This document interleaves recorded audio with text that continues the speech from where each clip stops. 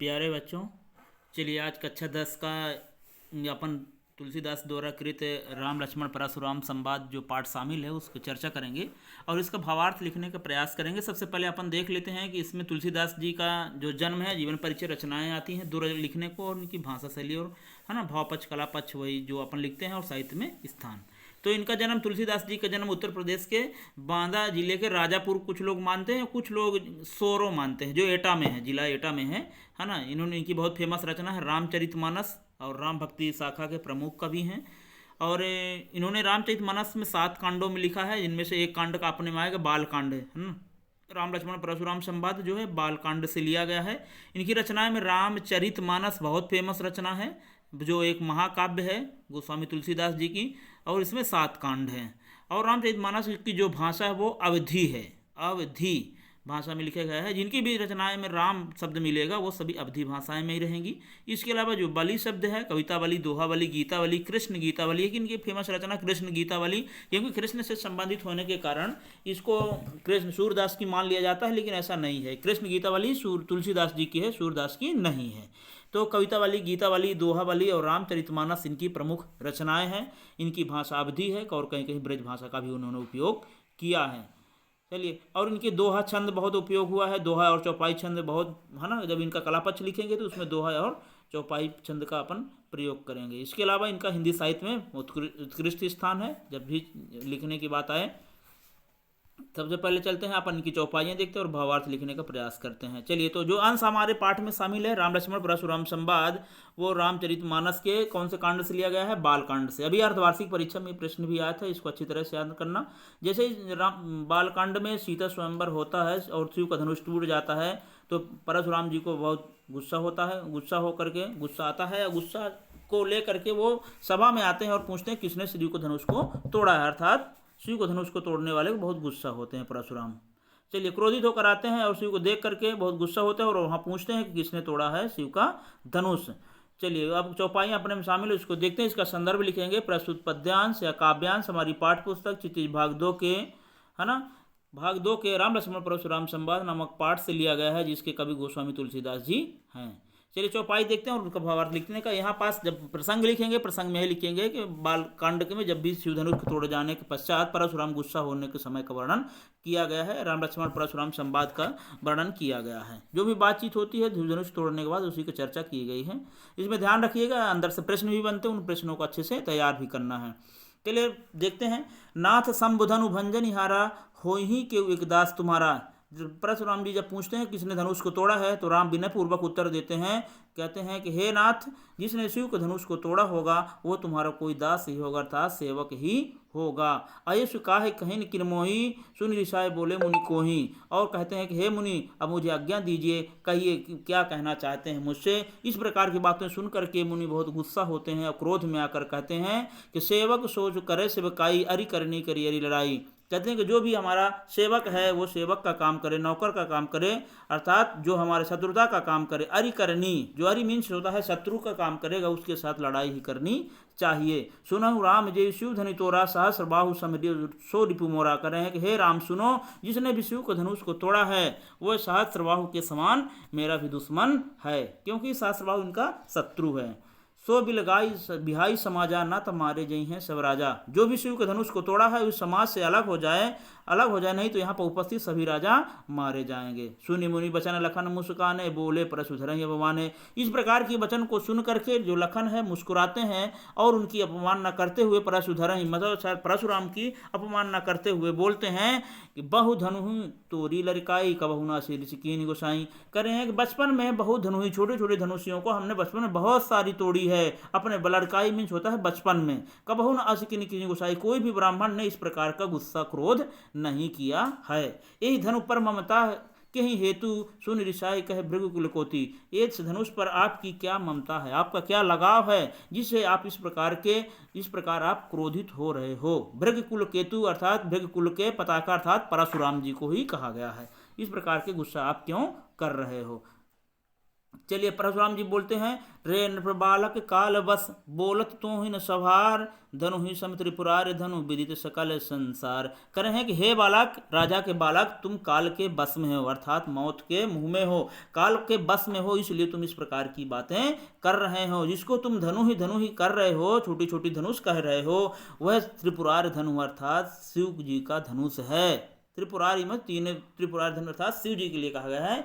ये उनका ये धनुष किसका है? त्रिपुरा अर्थात शिव जी का धनुष है। विदित सकल संसारी, संपूर्ण संसार को पता है। इस प्रकार इनका लिखेंगे। आगे देखिए, लखन कहा हंसी हमरे जाना, सुनहु देव सब धनुष सनाना।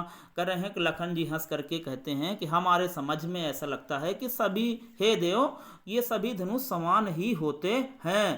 का क्षति लाभ, का क्षति लाभ, जून धनु तोरे, देखा राम नयन के भोरे। कह रहे हैं कि कोई फायदा नहीं है जो कि है, ये कह रहे हैं क्षति, क्या क्षति लाभ जान तोरे। कह रहे हैं कि इस प्रकार के धनुष तोड़ने से क्या लाभ और क्या हानि है। पुराना धनुष हो चुका था, इसको तोड़ने से कोई भी लाभ और हानि नहीं है। देखा राम नयन की बोले, राम ने तो इसको नया समझ के तोड़ दिया था। सोचे कि ये नया है, ये तो पुराना, इसमें तोड़ने से कोई भी लाभ नहीं है। छूटत टूट रघुपति ना दोषु, मुनि बिनु काज करी कित कतरेशु। कह रहे हैं कि श्री रघुपति अर्थात श्री राम जी के तोड़ने छूने मात्र से ही यह टूट गया है, इसमें उनका किसी प्रकार का कोई दोष नहीं है। आप मुनि बिना कार्य के ही आप गुस्सा कर रहे हो। बोले चितय परसु की ओरा, रेसठ सुनो स्वभाव न मोरा।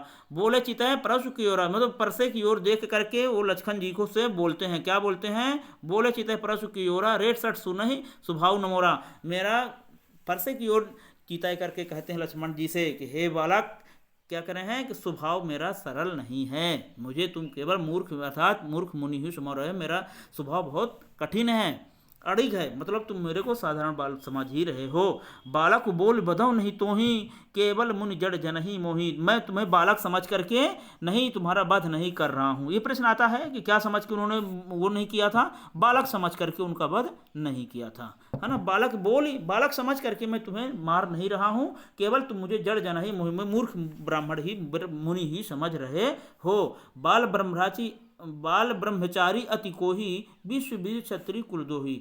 ये जानते हो कि मैं बाल ब्रह्मचारी हूँ और अत्यधिक क्रोधी हूँ, है ना। इस चीज को विश्व विदित क्षत्रिय कुलदोही, संपूर्ण संसार को पता है कि मैं क्षत्रिय कुल का दुश्मन हूँ। ये सारी चीजें पता है कि मैं क्षत्रिय कुल का दुश्मन हूँ। और देखिए, भुजबल भूमि भूप बिनु कीन्ही, विपुल बार महिदेवन दीनी। कह रहे हैं कि मैं अपनी भुजाओं के बल से इस भूमि को ब्राह्मणों से, भूप मीन्स राजाओं के से छड़ा करके, लड़ करके उनसे भूमि को छीन करके विपुल बार मैंने कई बार महिदेवन दीनी अर्थात ब्राह्मणों को दान कर दी थी, है ना। सहस बाहु छेदन हारा, परसु बिलोक महीप कुमारा। महीप कुमार में राजा के कुमार, हे राजा कुमार, तुम इस परसे को देखो, जिस परसे से हमने सहस बाहु की, उनके भुजाओं को हमने इसमें से काटा था। आगे देखिए, इसमें संदर्भ प्रसंग वही चलता रहेगा, प्रसंग चल रहा है उसमें वर्णन किया गया, संदर्भ में वही रहेगा। थाना प्रस्तुत काव्यांश हमारी पाठ पुस्तक क्षितिज भाग 2 के राम लक्ष्मण परशुराम संवाद नामक पाठ से लिया गया है, जिसके कवि गोस्वामी तुलसीदास जी हैं। चलिए आगे कर लिखते हैं। माँ तु पिता ही जन सोच बस, करिस महिष किशोर, गर्भन के अर्भन दलक, बरस मोर अति घोर। इस प्रकार, हे बालक, तुम क्या कर रहे हो? अपने माता पिता को चिंता में क्यों डाल रहे हो? इस घोर परसे की ओर देखो, जिसका वज्र इतना तेज है कि उसमें पेट में पल रहा बालक भी नष्ट हो जाता है। बिहा से लखन बोले मृदुवानी, अहो मुनीष महाभटिमानी। क्या इस प्रकार बातों को सुन करके लखन जो है मुस्कुरात करके मीठी बाड़ी में बोलते हैं, अहो मुनीष महाभटिमानी, मैं तो आपको बहुत बड़ा योद्धा मानता हूँ। पुनि पुनि मोह दिखाओ कुठारी, तुम मुझे बार बार ये फरसा दिखा रहे हो। चाहत उड़ापन फूंक पहाड़ी, तुम तो चाहते हो कि फूंक मार के पूरे पहाड़ को ही उड़ा दूं। यहाँ कुम्हड़बतिया को उनाही, दे तर्जनी देख मर गई हैं। लक्ष्मण जी कहते हैं कि यहाँ उपस्थित कोई कुम्हड़ा की बतिया नहीं है। कहते हैं कुम्हड़ा की बतिया को तर्जनी अर्थात उंगली दिखाने से वो क्या होती है? समाप्त हो जाती है, नष्ट हो जाती है। तो कह रहे हैं कि यहाँ कुम्हड़ बतिया को नहीं, ये उंगली दिखाने से नष्ट हो जाएंगी अर्थात मर जाएंगी। देख कुठारू सरासन बाना, मैं कछु कहा सहित अभिमाना। मैं आपके ऊपर ये कुठार और धनुष बाण को देख कर, कुठारू मीन्स फरसा, यहाँ फरसा धनुष और बाण आपको देख करके जो कुछ भी हमने कहा है वह अभिमान पूर्वक ही कहा है। भृग सुत समुझ जनेऊ बिलोकी, जो कुछ कहो सहौ ऋषि रोकी। कर रहे हैं कि हे भृग के कुल केतु, क्या कर रहे हैं कि भृग कुल के राजा आपके क्या किया है कि हम आपका जनेऊ देख करके भी मैं आपको ब्राह्मण समझ लिया था, इसलिए जो कुछ भी कहा है और थोड़ा बहुत ही कहा हूँ और अपने गुस्सा को अपने अंदर ही रोक लिया था। सुर महिसुर हरिजन अरुगाई हमरे कुल ना परे सुराई। कह रहे हैं कि सुर मीन्स देवता, महेश सुर मीन्स होता है, महेशुर मीन्स होता है ब्राह्मण, हरिजन मीन्स भक्त, हरिजन मीन्स हरि के जन अर्थात भक्त, अरुगाई और गाय को हमारे कुल में इन पर भी अपनी वीरता नहीं दिखाते हैं। सूर्यता अर्थात सूरवीरता हमारे कुल में नहीं दिखाते। कौन कौन से आगे पहले हो गए सुर अर्थात देवता, फिर ब्राह्मण, भक्त और गाय, 4 चीज़ों को बताया गया है, इसको ध्यान रखिएगा। ऑब्जेक्टिव टाइप का प्रश्न बनेगा कि देवता, ब्राह्मण, भक्त और गाय में हमारे कुल के लोग इन पर वीरता नहीं दिखाते हैं। चलिए फिर, क्योंकि इनको इन पर वीरता दिखाने से करें बधे पाप अपकीरत हारे, अगर इनको मैं मारता हूं तो क्या होगा, मुझे पाप होगा, अपकीरत हारे, और इनसे हारने से मेरा अपयश ही होगा। फिर भी आप मरता हूं पाप पर ही तुम्हारा, अगर तुम मुझे मारते हो तो मैं आपके पैर ही छूंगा, आपके पैर ही पड़ूंगा, ऐसा बता रहे हैं। कोटि कुलिस सम वचन तुम्हारा, कह रहे हैं कि तुम्हारा जो वचन ही है वो करोड़ों वज्र के समान है।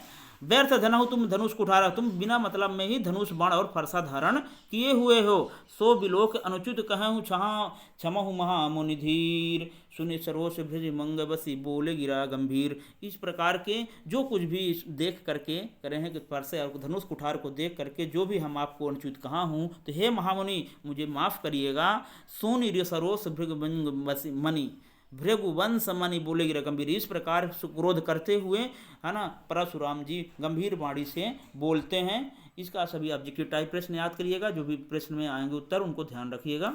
सभी प्रश्न के आसानी से बनना चाहिए, है ना। एक बार 2 बार जब अभ्यास करेंगे, इस वीडियो को देखेंगे तो आपसे बन जाएंगे इसके सरल प्रश्न, हर बार परीक्षा में आते हैं।